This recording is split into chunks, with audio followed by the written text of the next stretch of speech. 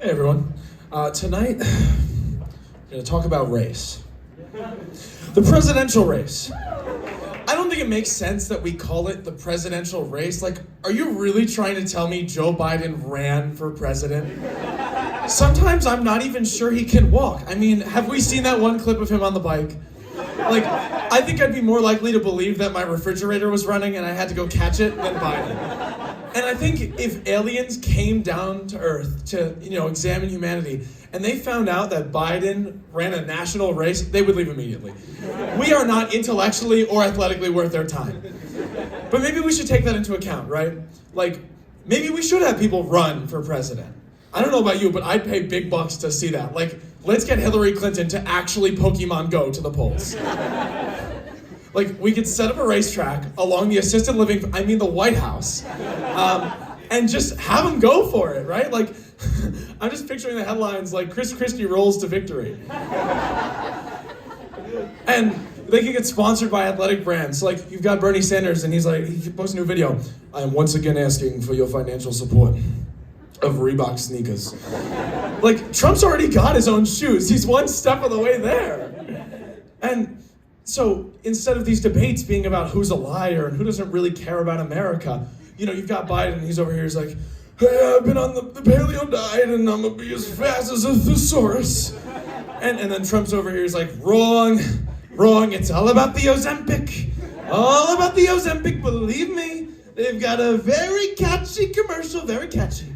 I don't know how they come up with it. It goes, Ozempic.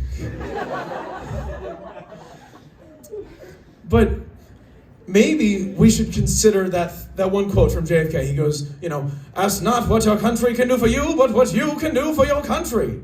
I don't think we took that right. I think he meant more like, what would you do for a Klondike bar? Like, what would you do for your country? And my parents always complain that I'm not really invested in politics, and it's not because I don't care. It's because they're just not entertaining enough. Like, these candidates are not doing enough for president. But you know who always does enough for the win? Reality stars.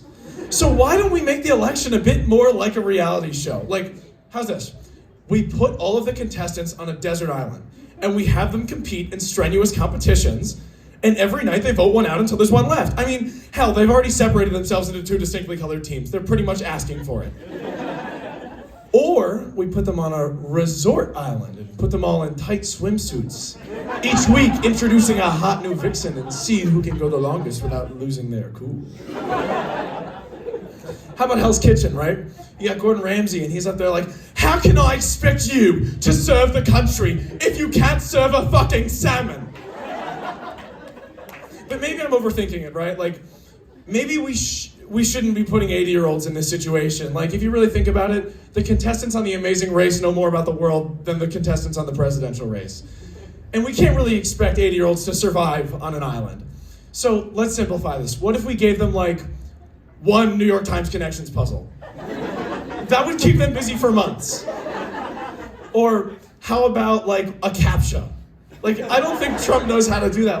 Which one of these is not an NYU graduate? You've got Lady Gaga, Pedro Pascal, and George Santos.